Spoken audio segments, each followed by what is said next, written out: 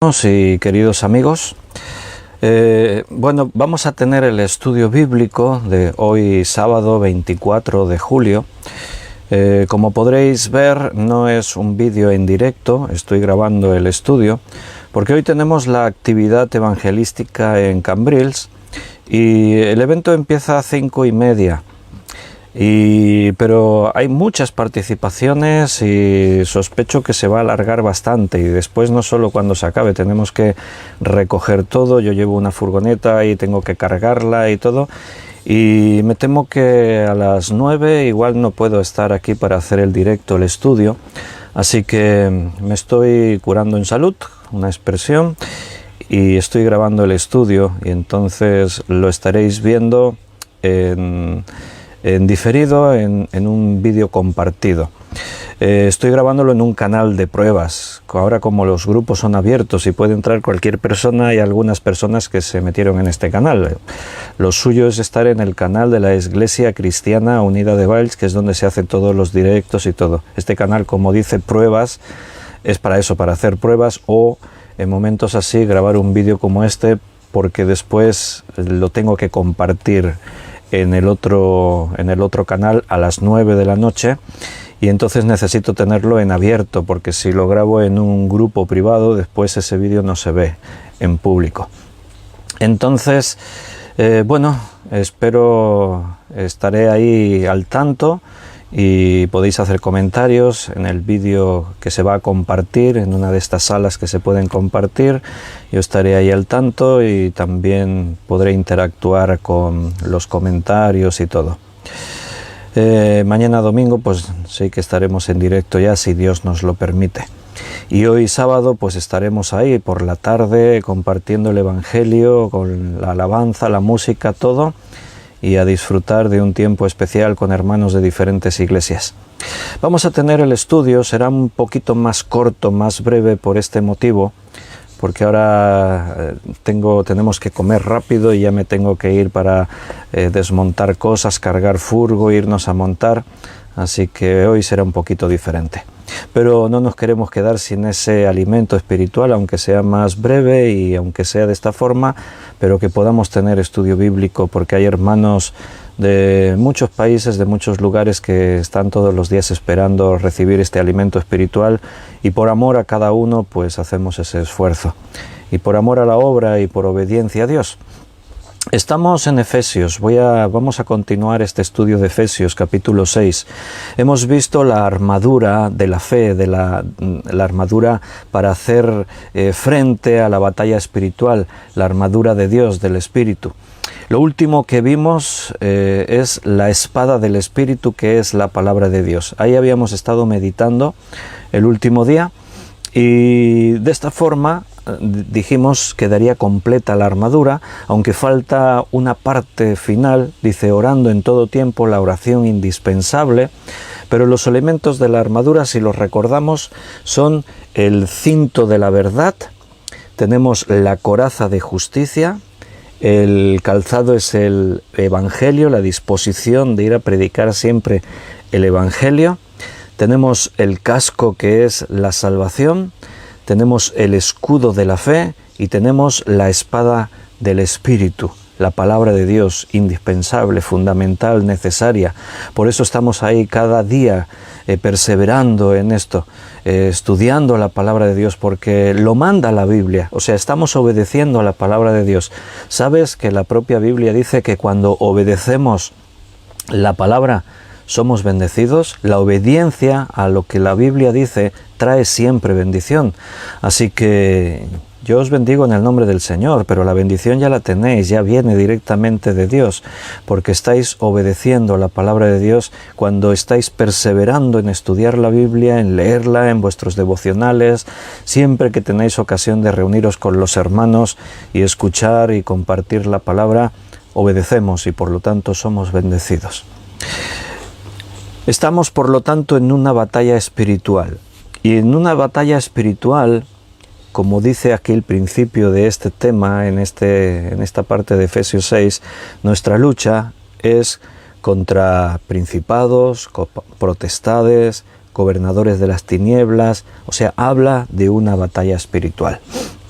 Dijimos al empezar este tema que no tengas temor de Satanás. Si tú estás en las manos de Dios y estás utilizando la armadura, tienes los elementos para vencer. Eres más que vencedor, dicen Romanos. No tengas temor. Ahora bien, se generan preguntas y algunos hermanos por privado me escribieron alguna pregunta acerca entonces de todo lo que tiene que ver con las posesiones. Eso también forma parte de esta batalla espiritual. Y siempre estos temas generan muchos interrogantes. Tenemos siempre que aclarar y decir que un cristiano no puede ser poseído por Satanás. ¿Por qué? Es un principio lógico, de pura lógica, y es que todo creyente que ya nació de nuevo tiene el Espíritu Santo morando en su interior.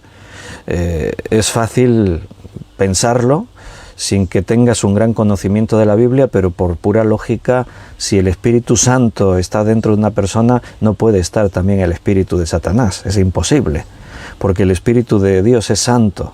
Dios es santo, santo, santo. Ante su presencia los espíritus no pueden estar, no pueden soportarlo. Entonces, o eres la morada del Espíritu Santo o tu casa está vacía. Si tu casa está vacía, entonces sí, puede entrar un espíritu inmundo. Después hablaremos bajo qué circunstancias podría darse ese caso. La relación que el enemigo tiene con los creyentes está en otra línea, no en posesiones, no en este tipo de afectaciones demoníacas. Pero los cristianos sí nos podemos ver involucrados en este tipo de batalla cuando nos encontramos con una persona que esté endemoniada. Hoy en día el tema queda quizás un tanto confuso, queda un poco confundido, porque parece el tema de la posesión parece como de otra época. Parece como que en el siglo XXI, con todo lo moderno, la medicina, la ciencia, los avances, eso de las posesiones demoníacas parece que están más enfocados en la Edad Media, en tiempos donde la brujería, pero eso no es así, no es verdad, porque la influencia de Satanás es la misma en todos los tiempos y hoy sigue habiendo tanta brujería como en otros tiempos o más, y más influencias demoníacas en el mundo que en otros tiempos. Lo que pasa es que está todo más camuflado, ahí es donde voy, ese es el problema, que está todo como más disimulado. Hoy en día la psiquiatría y este tipo de medicina que tiene que ver con la mente, las enfermedades mentales, evidentemente no contemplan un problema, que uno de esos problemas pueda ser la posesión demoníaca. Se puede hablar de diferentes tipos de enfermedades mentales, esquizofrenias y trastornos muchas clases de trastornos. Entonces, pues ahí es donde nos encontramos, porque es cierto que existen esas enfermedades, pero ¿cómo distinguir cuando es una enfermedad mental o cuando es un caso de posesión? Ahí tenemos una cierta dificultad. Los cristianos nos podemos ver involucrados en situaciones de este tipo y la pregunta es cómo actuar, cómo libramos ahí esa batalla. En cualquier caso, la batalla es con las armas, la armadura que hemos estado estudiando. Hay algún elemento más que vamos a mencionar, pero podemos mirar algunos pasajes en la Escritura donde hubo algunos casos de posesiones demoníacas. Tampoco es que haya muchos casos. A veces hay menos de lo que uno a lo mejor se podría pensar. De hecho, en la Escritura, en los Evangelios, Mateo, Marcos, Lucas y Juan, solo se mencionan 7 casos de posesión. Seguramente hubo más, pero igual que hubo más sanidades, pero si lo ponemos en una balanza hay muchas más sanidades que casos de posesión en el Nuevo Testamento. Entonces tampoco es que Satanás tiene una facilidad así muy grande como para entrar a poseer personas. Tienen que darse unas circunstancias. Dios ha establecido límites, evidentemente, porque si no, esto sería un verdadero problema, ¿verdad? En el Evangelio de Lucas, capítulo 8, versículo 26 en adelante, y después también está en Marcos 5, está el caso del endemoniado gadareno, que es un caso pues muy peculiar. Si leemos un poquito ahí, dice: y arribaron a la tierra de los Gadarenos, que está en la ribera opuesta a Galilea. Al llegar él a tierra, vino a su encuentro un hombre de la ciudad endemoniado desde hacía mucho tiempo, y no vestía ropa ni moraba en casa, sino en los sepulcros. Este, al ver a Jesús, lanzó un gran grito y, postrándose a sus pies, exclamó a gran voz: ¿qué tienes conmigo, Jesús, Hijo del Dios Altísimo? Te ruego que no me atormentes. Bien, estos casos son interesantes estudiarlos para ver esas características que se dan en un endemoniado, para poder responder esas preguntas: ¿cómo identificar realmente un caso de posesión, de una enfermedad, simplemente una enfermedad mental? Bueno, aquí tenemos algunos detalles. Lo primero que se nos dice es que vino a su encuentro un hombre de la ciudad endemoniado desde hacía mucho tiempo. No vestía ropa, ni moraba en casa, sino en los sepulcros. Es interesante que los que están endemoniados a veces buscan estar en un entorno religioso. Dice que vino a su encuentro un hombre. Y inmediatamente, si te diste cuenta, el endemoniado se postró delante de Jesús, lanzando un grito, exclamando a gran voz: ¿qué tienes conmigo, Jesús, Hijo del Dios Altísimo? Los demonios reconocen a Jesús, claro, evidentemente, le conocen muy bien. Él es quien los creó y es quien los desterró después de que se rebelasen contra Dios. Entonces, si tú eres cristiano, hijo de Dios, lo normal es que los demonios también nos reconozcan a nosotros. Igual que Jesús es la luz en el mundo, nosotros ahora hemos recibido ese derecho, ese privilegio de ser también la luz del mundo. Entonces, el Espíritu Santo mora dentro de ti, los demonios van a reconocerte, o sea, van a saber que tú eres cristiano. Y a veces no sabemos bien por qué, porque la Biblia no nos explica, son misterios, pero los endemoniados buscan, es como que no pueden evitar el encuentro con Cristo o con los cristianos. Otro detalle es que dice que no vivía en casa, sino en los sepulcros. O sea, un endemoniado puede, no todos los casos tienen que ser iguales, estamos viendo algunos detalles.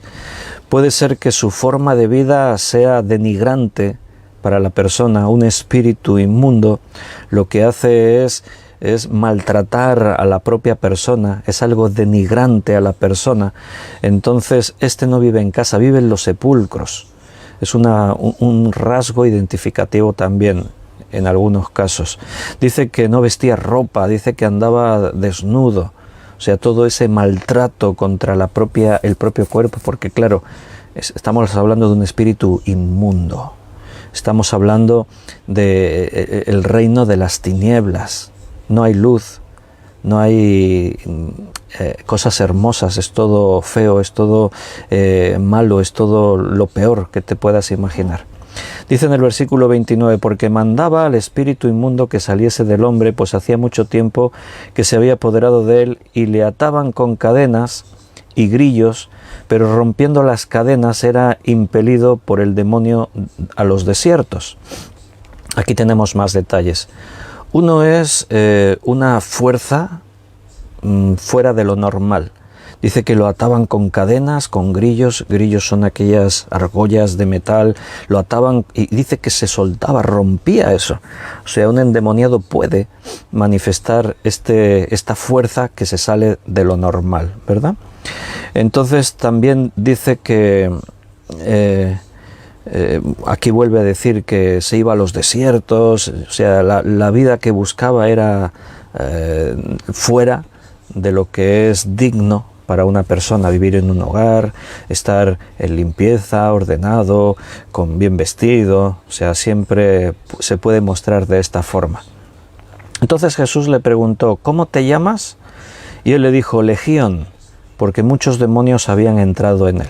Otro detalle: a veces una posesión no se limita a un solo espíritu inmundo, sino que puede haber más de uno. No es lo más frecuente, porque de las posesiones que hay aquí en la Biblia, este es el único caso que aparece desde esta perspectiva. Debía ser una situación muy especial, muy concreta de la situación que llevó a la posesión de este hombre, porque en otros casos después podemos leer algún endemoniado más y no se menciona de que fuesen así tantos demonios como en este caso. Lo normal es un espíritu inmundo poseyendo a una persona, un demonio. En este caso es algo muy especial, muy distinto. Por eso Jesús también actúa de una forma especial y le pregunta cómo te llamas. En otros casos tú vas a encontrar que Jesús no entra a dialogar con los espíritus. Esa es una de las normas que como creyentes, si nos encontramos en esa batalla, tengamos que lidiar con una persona endemoniada. Una de las normas es esta: no entres en conversación con el espíritu inmundo. Tenemos autoridad en el nombre del Señor para expulsar al espíritu fuera. En el nombre de Jesucristo, sal fuera. Pero no tenemos que andar preguntándole cómo te llamas, de dónde vienes, qué haces. Para empezar, porque estás tratando con un espíritu inmundo, Satanás, una de las cosas que dice la palabra, que es padre de mentira. Eso lo dice en Juan capítulo 8, versículo 44. Es padre de mentira, no te va a decir la verdad, o sea, no cal que le preguntes, te puede decir cosas, puedes entrar en conversación con él y ¿qué? Al contrario, te puede tratar de perturbar porque te puede provocar a miedo, a turbación, decirte cosas: ahora voy a salir de pero me voy a meter en ti o en tu hijo o no sé qué. Y si entras en diálogo con el espíritu, te metes en un terreno que no te corresponde. Porque nuestra lucha no es contra carne y sangre, es espiritual, pero tenemos la forma en la que Dios ha dicho que luchemos en esa batalla. Y normalmente esa batalla espiritual se libra, no así en los casos de endemoniados, ya hemos dicho que un cristiano no puede ser poseído, esa batalla se libra en las esferas de la tentación, de la duda, del dejarse, de no buscar las cosas de Dios, dejar de leer la Biblia. Esa es la peor batalla, ahí es donde está el peligro. Entonces Jesús le pregunta, le dice que son muchos, dice legión. No quiere decir que fuesen como las legiones, que podían llegar a ser de 6.000 soldados, no quiere decir que fueran 6.000 espíritus. El nombre legión, somos muchos, o sea, representa que eran muchos, por eso adopta ese nombre de legión. Y entonces dice que le rogaban que no los mandase ir al abismo. Interesante. Este detalle es importante y de hecho cuando nosotros hemos estado estudiando Apocalipsis, hemos visto que hay un lugar que es el abismo. Ahora lo podemos leer si queréis y así lo recordamos. Bueno, vamos a hacerlo ya, así que ya que estamos hablando de esto, en Apocalipsis capítulo 9, versículo del 1 al 11, se menciona un lugar que por estos detalles que tenemos en diferentes textos de la Biblia sabemos que existe. Dice aquí en Apocalipsis 9:1: el quinto mensajero tomó la trompeta y vio una estrella que cayó del cielo a la tierra y se le dio la llave del pozo del abismo. Y abrió el pozo del abismo y subió humo del pozo como humo de un gran horno, y se oscureció el sol y el aire por el humo del pozo. Y del humo salieron langostas sobre la tierra, y se les dio poder como tienen poder los escorpiones de la tierra. Y se les mandó que no dañasen a la hierba de la tierra, ni a cosa verde alguna, ni a ningún árbol, sino solamente a los hombres que no tuviesen el sello de Dios en sus frentes. Y les fue dado que no los matasen, sino que los atormentasen 5 meses, y su tormento era como tormento de escorpión cuando hiere al hombre. Y en aquellos días los hombres buscarán la muerte, pero no la hallarán, y ansiarán morir, pero la muerte huirá de ellos.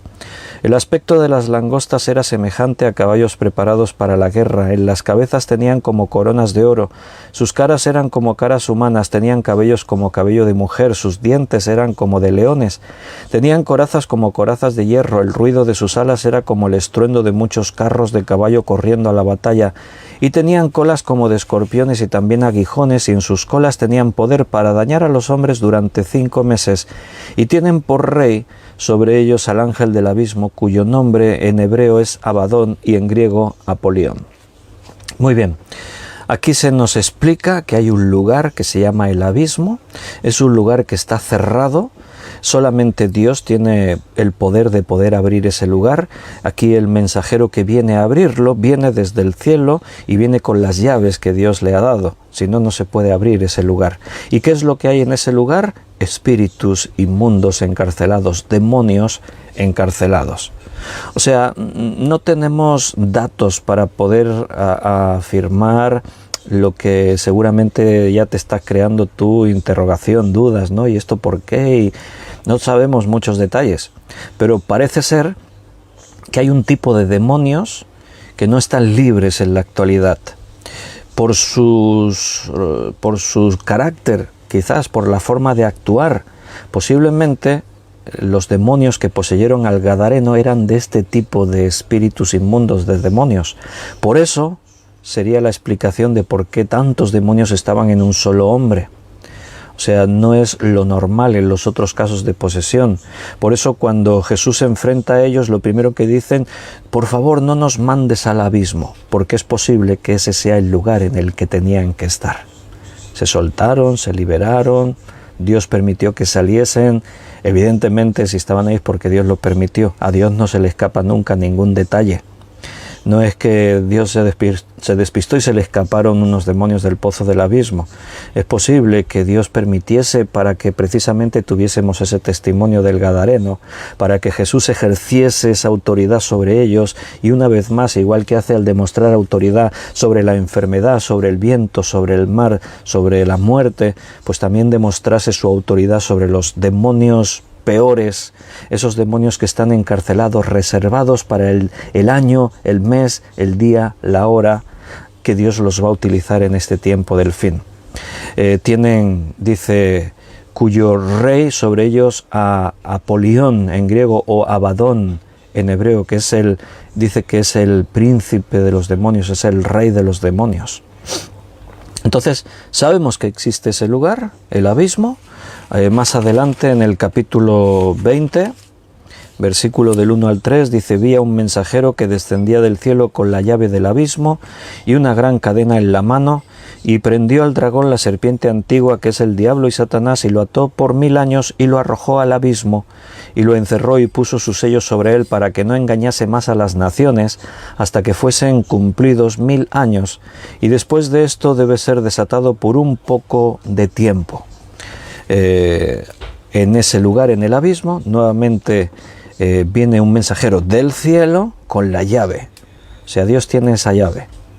Dice que ató a Satanás por 1000 años, lo arrojó a ese lugar, al abismo. O sea, es un lugar donde los demonios que van a parar ahí no pueden salir. No es el infierno. El infierno es el lago de fuego, que después de esos 1000 años Satanás será desatado, engañará a las naciones del mundo y será arrojado al lago de fuego. Caer en el lago de fuego es el fin. Ya no se puede salir de ahí. Es un lugar de tormento, de sufrimiento eterno. El que va a parar a ese lugar, ahí se queda para siempre, por toda la eternidad, sin posibilidad de salir. Ese será el fin de Satanás y de todos sus ángeles caídos. Pero el abismo es como una especie de cárcel para demonios. Ahí están encarcelados esos demonios que en el capítulo 9 hemos visto que son liberados cuando Dios abre ese lugar. Y como Dios quiere limitar la obra de Satanás durante esos 1000 años que Cristo reina en la tierra, ¿cómo lo hace? Pues lo encarcela, lo ata en el abismo, en ese lugar del pozo del abismo. Entonces, bueno, cuando los demonios, en este pasaje que estamos considerando de Lucas capítulo 8, cuando se encuentran con Jesús y saben que Jesús los va a expulsar de ese hombre gadareno, endemoniado, pues lo primero que hacen es rogar que no los enviase al abismo. Los demonios no quieren estar encarcelados. Posiblemente sea un lugar de tormento para ellos. Es obvio que por nada quieren ir a ese lugar. Dice que le rogaban a Jesús que no los mandase al abismo. No sabemos más detalles. Podemos tener estas ideas, como que estos demonios que poseyeron a este hombre tendrían que estar en el pozo del abismo, por eso es una posesión diferente, especial, en que muchos demonios poseen a un mismo hombre. Más allá, pues sería especular y no podemos hacerlo. Un día sabremos más cosas, cuando estemos con el Señor en los cielos, pues tendremos todos estos detalles. Pero ahora conocemos lo que necesitamos saber. Y esto es lo que la Biblia nos revela acerca de estos casos. En el catolicismo romano, tú sabes que el cristianismo está dividido en diferentes formas. Nosotros somos protestantes, evangélicos, y después está el catolicismo romano. El catolicismo romano son aquellos que se quedaron con todas esas ideas que durante la historia de la Iglesia se fueron incluyendo, la Iglesia se fue torciendo, se fue confundiendo, y el catolicismo romano está ahí, continúa con todas esas tradiciones de hombres, formas que vinieron desde fuera, no están en la Biblia. Se hacen cosas que contradicen la propia palabra de Dios. Ellos tienen la Biblia, evidentemente, porque es la palabra de Dios y creen en Jesucristo, pero hay cosas que se han adquirido por tradición a través de los tiempos. Y en este tema de las posesiones demoníacas, la influencia de Satanás, ellos tienen su propia forma. El catolicismo romano tienen a los exorcistas, tienen expertos para realizar exorcismos, solo que no es muy frecuente, y más en estos últimos tiempos en los que vivimos. Como decimos, la Iglesia también ha ido cambiando y modernizándose, se abre a nuevas formas. Una de ellas muy visual, muy llamativa, es el ecumenismo. La Iglesia Católica, sobre todo a través del actual Papa Francisco, busca la unión con los musulmanes, con los judíos, con las diferentes formas. Y una de estas formas pues también ha sido pues dejar según qué cosas, y esto de los exorcismos ya no se practica tanto, aunque sí, continúa habiendo, y ellos tienen todo un manual para eso. Por ejemplo, en el catolicismo romano, hablando por ejemplo de manifestaciones espirituales en casas, pues ellos hablan de que puede haber una infestación. Una infestación no es lo mismo que una casa encantada. Esos son conceptos que tú habrás escuchado en las películas, pero que en según qué sectores se habla en esos términos. Las casas encantadas se denominan así a casas en las que hay manifestaciones supuestamente de espíritus de fallecidos, donde ocurren fenómenos extraños, cosas así. El catolicismo habla de infestación. Puede haber un lugar que está infestado de demonios. Hablan de opresión. No es lo mismo la posesión que la opresión. Hablan de que los espíritus pueden infestar de esta forma cosas materiales, como casas, como lugares. En esos lugares posiblemente están infestados porque se han hecho rituales de algún tipo, satánicos, espiritistas, o bien se hicieron asesinatos atroces, barbaridades, y entonces pudieron quedar infestadas de esa forma, de esa manera. Entonces, para el catolicismo romano, la forma de limpiar un espacio de esa opresión demoníaca es a través de rezos, a través de misas y a través de agua bendita y elementos de este tipo, crucifijos, etcétera, etcétera.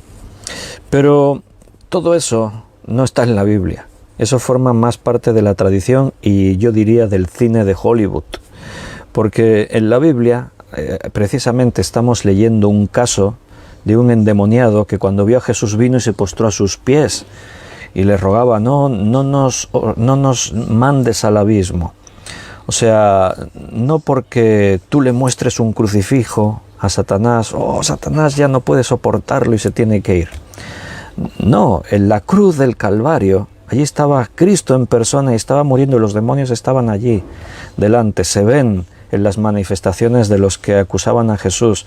Le escupían, se burlaban de él, le decían cosas como: a otros salvó y él no puede salvarse a sí mismo, y lo ridiculizaban. Allí estaba Satanás.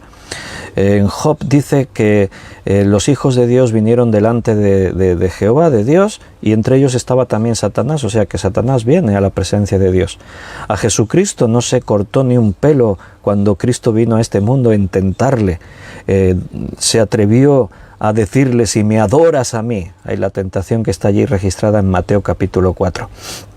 Entonces, el agua bendita, los rezos, todas esas cosas a Satanás le dan igual. Satanás puede estar en un entorno religioso, en una iglesia, en un templo, y le da igual. Es más, es muy posible que haya espíritus o demonios detrás de muchos templos o lugares, porque esos lugares son lugares de idolatría, de imágenes. Y si hay alguien detrás de una imagen, no es Dios, es Satanás, porque Dios lo prohibió. Ahí lo tienes en los 10 mandamientos. El segundo mandamiento dice: no te harás imagen ni ninguna semejanza de lo que hay arriba en los cielos o abajo en la tierra, no te inclinarás a ellas ni las adorarás. Si una imagen es una desobediencia directa a Dios, Dios no está detrás de una imagen, Satanás sí puede estar. Entonces, ¿qué hacer para buscar una liberación? Bueno, Satanás no tiene aversión ni contra una imagen, ni contra la Virgen, ni contra un crucifijo, ni santos, ni imágenes, ni agua bendita, ni nada por el estilo. O sea, Satanás actúa de otra forma, evidentemente. Vamos a leer algún texto más y así podemos ir viendo cómo y saber de qué manera. En este caso, que estábamos en Lucas 8, todo lo que ocurre a continuación no es menos que curioso y que nos genera interrogantes, porque cuando dice que había un hato de cerdos cerca y le rogaban los demonios a Jesús que los dejase entrar en el hato. O sea, esto era para no ir al abismo. O sea, parece ser que este tipo de demonios pues no pueden estar por ahí. O están poseyendo algo, o a alguien, o a algún animal, o están en el abismo. Y entonces dice que Cristo les dio permiso.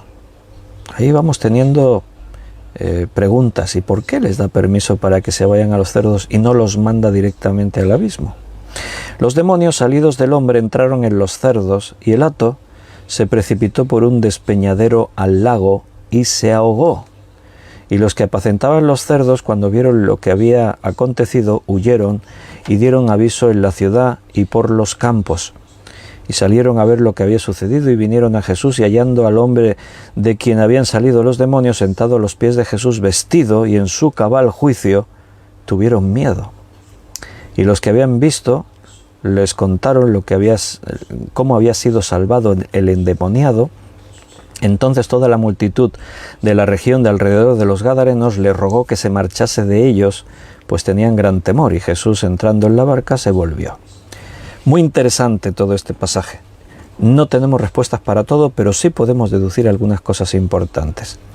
Una de ellas es para responder a la pregunta: ¿por qué Jesús les permite entrar en los cerdos y no los manda directamente al abismo? Entran en los cerdos, y los cerdos se precipitan y se mueren, los espíritus salieron de ahí, por lo tanto terminaron en el abismo. Pero ¿por qué lo hizo Jesús de esta forma en lugar de mandarlos directamente? Bueno, ahí se nos da un detalle interesante. Dice en el versículo 36, y los que lo habían visto les contaron cómo había sido salvado el endemoniado.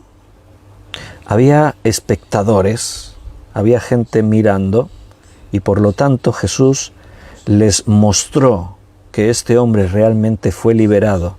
Les mostró que realmente había espíritus inmundos, porque lo que ocurrió quedó evidente. Ahora imagínate que ahí está el endemoniado, que está ahí como un salvaje, desnudo, hablando, comportándose, y Jesús le dice: os ordeno que salgáis y os vayáis al abismo. Y al momento el hombre empieza a comportarse de una forma normal. Claro, eso es la mejor evidencia de que ha habido una liberación.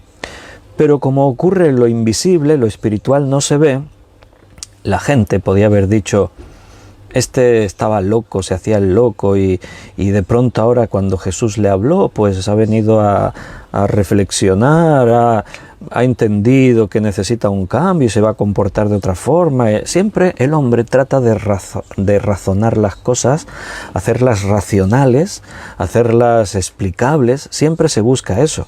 ante los mayores milagros siempre están ahí los hombres buscando una explicación. No, pero esto pudo ocurrir porque no sé qué.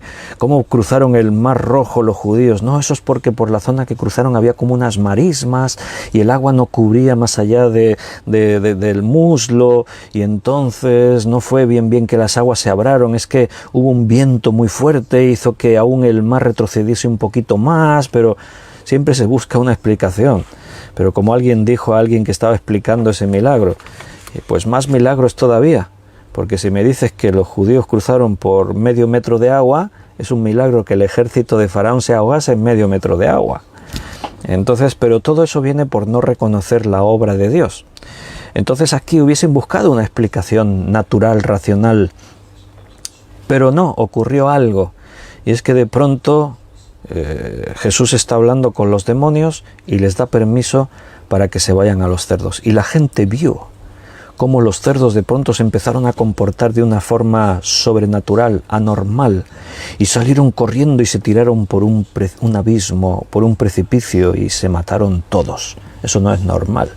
Entonces la gente, ante estos elementos, se quedaron con la idea, sí, este estaba endemoniado y Cristo echó fuera a los demonios. Lo interesante también es que la gente no se alegró cuando llegaron y vieron al endemoniado bien vestido, hablando con cordura, en su sano juicio. No se alegraron y dijeron, qué bueno este hombre. Le rogaban a Jesús que se fuera. No tiene mucha lógica, ¿verdad? Porque si tú encuentras a alguien que te puede librar de la influencia demoníaca, de la afección demoníaca, de la acción de los demonios, oye, quédate aquí para siempre, en mi pueblo. Qué suerte si tenemos a alguien aquí, expulsará a los demonios. Curiosa la reacción de la gente. Por favor, vete de aquí. Tenían miedo de Jesús. Llevaba ahí toda la vida el endemoniado gadareno con ellos y les daba igual. Y viene Jesús y echa fuera a los demonios y ahora tienen miedo de Jesús. Bueno, esa es una demostración de que este mundo está bajo la influencia de Satanás y las personas tienen miedo de las cosas de Dios, pero no les asustan las cosas del demonio. Esa es la realidad. El mundo amó más las tinieblas que a la luz. La evidencia es esa. Entonces, bueno, lo que podemos explicar es esto. Este acontecimiento sucedió así por este detalle, para que quedase constancia, que quedase el testimonio para aquellas personas, y después cada uno que haga lo que quiera, si cree, si no cree. Nos tenemos que preguntar cuál es el propósito del diablo a través de su acción y su influencia en este mundo. El propósito de Satanás, ¿cuál es? ¿Ir poseyendo personas por ahí? Bueno, sin duda, si Satanás puede poseer a una persona, la poseerá. Hablo siempre Satanás poseer, estamos generalizando. Satanás es un ser, un ángel caído. Satanás no tiene las cualidades de Dios, no es omnipresente, no puede estar en más de un lugar a la vez. Quiero decir que si hay una posesión, Satanás puede poseer a una persona, pero solo a una persona. O sea, las posesiones vienen de los demonios, son espíritus inmundos. En el Evangelio de Marcos, capítulo 9, versículo 17, hay otro caso. Dice, y respondiendo uno de la multitud dijo, Maestro, traje a mi hijo que tiene un espíritu mudo, el cual donde quiera que le toma le sacude y echa espumarajos y cruje los dientes y se va secando. Y dije a tus discípulos que lo echasen fuera y no pudieron. Y respondiendo él les dijo, oh generación incrédula, ¿hasta cuándo he de estar con vosotros? ¿Hasta cuándo os he de soportar? Traédmelo. Y se lo trajeron, y cuando el espíritu vino a Jesús sacudió con violencia al muchacho, quien cayendo en tierra se revolcaba, echando espumarajos. Jesús preguntó al padre, ¿cuánto tiempo hace que le sucede esto? Y él dijo, desde niño. Y muchas veces le echa en el fuego y en el agua para matarle. Pero si puedes hacer algo, ten misericordia de nosotros y ayúdanos. Jesús le dijo, si puedes creer, al que cree todo le es posible. E inmediatamente el padre del muchacho clamó y dijo, creo, ayuda a mi incredulidad. Y cuando Jesús vino, vio que la multitud se agolpaba, reprendió al espíritu inmundo diciéndole: Espíritu mudo y sordo, yo te mando, sal de él y no entres más en él. Entonces el espíritu, clamando y sacudiéndole con violencia, salió, y él quedó como muerto, de modo que muchos decían: está muerto. Pero Jesús, tomándole de la mano, le enderezó y le levantó. Cuando él entró en casa, sus discípulos le preguntaron aparte: ¿por qué nosotros no pudimos echarle fuera? Y Jesús les dijo: este género con nada puede salir sino con oración y ayuno. Bien, en este pasaje tenemos mucha más enseñanza para saber cómo tratar e identificar y más de estos temas. Aquí vemos que hay otra posesión, en este caso es un joven que lleva muchos años, fue poseído cuando era niño, porque dice que desde niño. Antes hemos dicho, Satanás o los demonios no pueden poseer a cualquiera, y según de qué manera, tiene que haber algunas causas. Posibles causas principales, bueno, participar en ritos satánicos, o sea, participar en actos espiritistas en los que se entra directamente en contacto con demonios. Puede ser por una consagración, o sea, eso que se llama vender el alma al diablo, eso es real. Decir a alguien: yo te vendo mi alma, me consagro a ti. También puede ser que unos padres consagren a un niño a Satanás, porque los padres son los que tienen la autoridad sobre ese niño. Es una autoridad legal, pero que también tiene implícito lo espiritual, y unos padres pueden llegar a maldecir a su hijo también de esa manera. Puede haber esa especie de pacto satánico que provoque esa posesión. Puede haber tipos de magia, maleficios, cosas que tienen que ver con este mundo de Satanás, a través de elementos como la Ouija, que lo que se está haciendo es un llamado a los espíritus inmundos. A veces la gente joven lo toma como un juego y se ponen a jugar con la Ouija: vamos a invocar un espíritu y tal y no sé qué, y no son conscientes que haciendo todas esas cosas se pueden abrir puertas en el mundo espiritual.